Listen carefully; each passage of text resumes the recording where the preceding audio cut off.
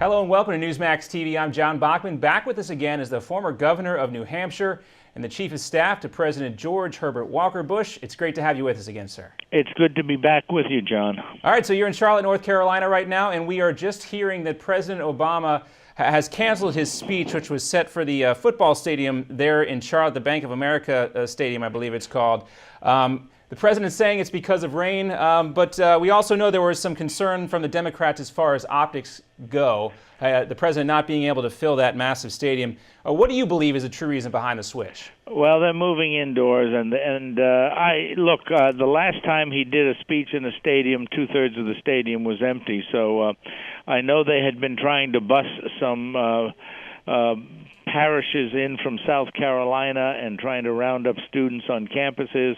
And some say even resorting to handing tickets out on the street corners. But I guess there were no takers, and so they went indoors. All right, well, we know the Democratic National Convention is underway now. They played a video last night with a narrator saying that, quote, "We all belong to our government." Do you find that offensive, and do you think that will turn off some of the independent voters? Well, certainly I find it personally offensive, but the most important description to that is stupid.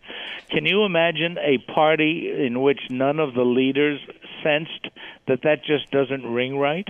And let that go on in their convention? There can't be very many smarts at the top of the Democratic Party if they let that play. Yeah, certainly an opportunity there for Republicans. Now we're going to hear tonight from former President Bill Clinton. Do you think President Clinton is speaking out of a sense of loyalty to the Democratic Party, perhaps obligation, or do you believe that he really thinks that President Obama deserves 4 more years in the White House? I suspect President Clinton is really not a fan of President Obama. I remember his comments during the Obama-Clinton primary, some of them rather pointed about the president playing the race card, and others rather pointed about his absolute lack of qualifications. But Bill Clinton's a smart guy. I was governor with Bill Clinton. He was chairman of the national governors when I was the vice chairman. I became chairman the next year, and we continued to work together. I think he chaired the executive committee. But look, the president, former President Clinton, is a clever guy politically, and this becomes a no-lose situation for the Clintons. If Obama wins, he gets credit for having made that victory, and if Obama loses, Hillary is well positioned for 2016. So it's what I call Obama's Hail Mary pass. He knows he has to let President Clinton have the stage. I am sure that if he was not desperate at this stage, if President Obama was not desperate at this stage, he would not be giving Bill Clinton the podium tonight. So you believe that this is perhaps a way for former President Clinton to segue into 2016 and give his wife an upper hand if she decides to run for the White House? Look, Bill Clinton is smart enough to have that all figured out. I'm sure he is. Now, I just read a new GAO report, a Government Accountability Office report, that confirms the Obama administration circumvented Congress to waive bipartisan welfare work requirements. Do you think that this decision by the White House has caused a great deal of tension between Mr. Obama and former President Clinton? Well, I'm glad you bring that out. First of all, that GAO report ought to be read by all the fact-checkers who were trying to support the president's action.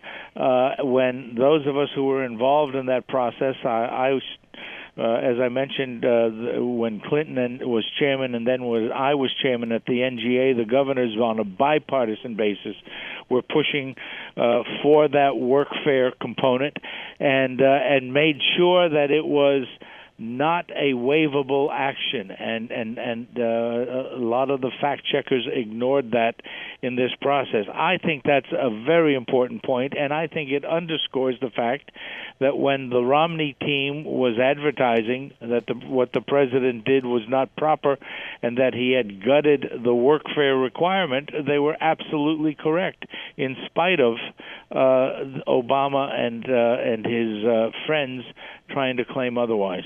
Do you think this is something that President Clinton will address in his speech tonight? I don't think so. I think they're going to dodge it as much as possible because they got caught with their hands in the cookie jar. Well, I've heard from some folks that they're not quite clear if President Clinton's speech is going to be vetted by the Obama team. We'll have to see if that somehow gets alluded to, at least in the speech. Now, you just wrote also that the Clinton-era Democrats were fiscally responsible. They took it seriously.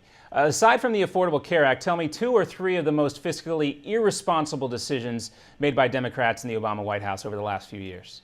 Well, look, a president is supposed to lead the charge to get a budget.